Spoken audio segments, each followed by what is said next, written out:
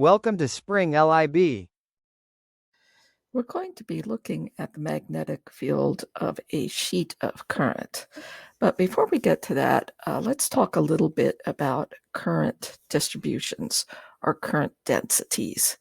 So when we write down current as just I, we're talking about an amount of charge that passes a particular point in a certain amount of time in coulombs per second.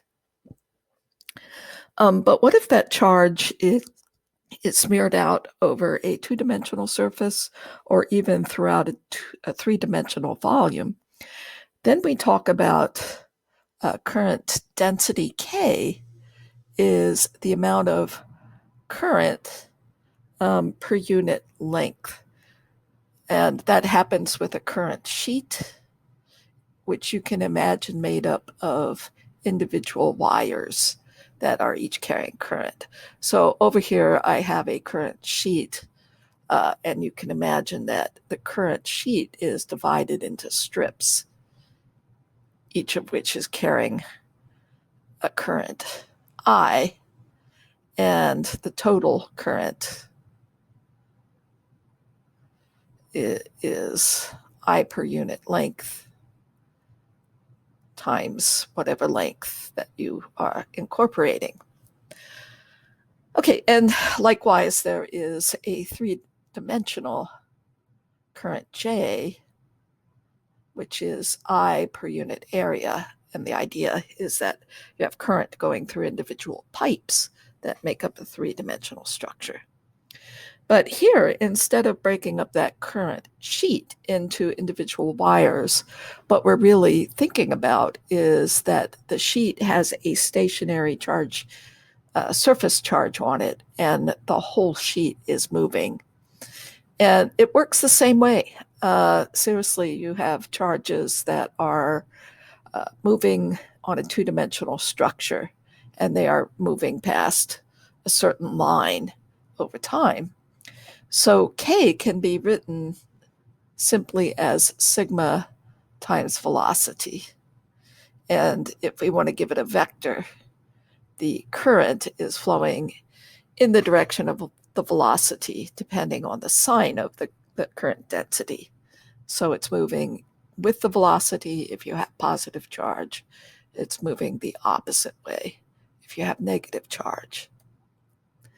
So with that being said, what we're now going to do is look at the magnetic field of a current sheet. And we can imagine that sheet as made up of wires. It may be helpful to visualize that are all going in the same direction. So the K, or the velocity, is going into the page, we'll pretend.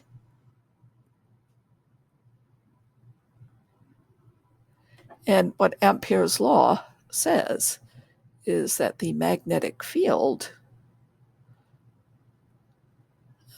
going around a closed loop projected onto that path with a line integral is mu naught times the total enclosed current. Okay, so there's our sheet, and I can kind of imagine the edges of the sheet, but really Ampere's law works only if you have an infinite sheet. And now I want to use the right-hand rule to figure out which way my loop that encloses those little wires should go around. And so I'm going to put my thumb into the direction of the current, and then I see that my fingers wrap around in a clockwise direction.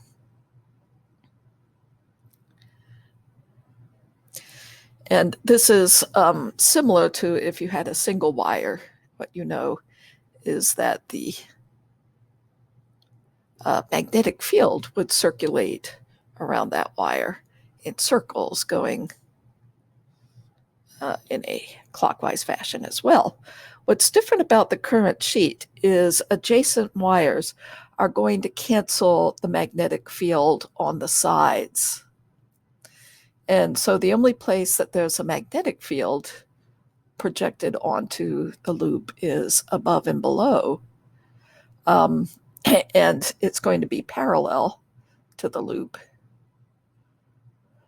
So we'll give that loop a distance L,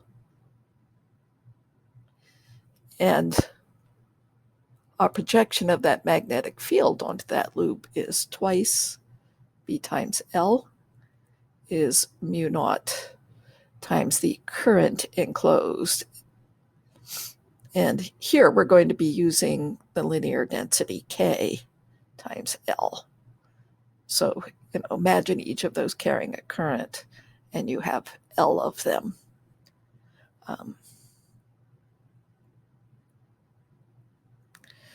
So what we can then propose is that the magnetic field, at least in its strength, is equal to mu naught times the density over 2.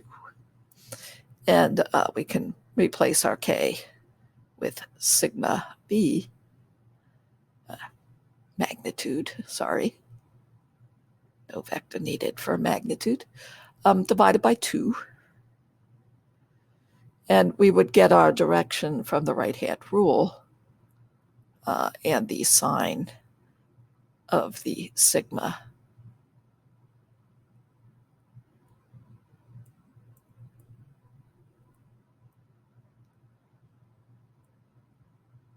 Okay, so you would use the right-hand rule in a similar fashion to wires.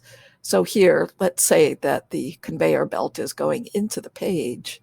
We would know that the magnetic field is pointing to the right above the plane. So for example, belt carrying positive charge,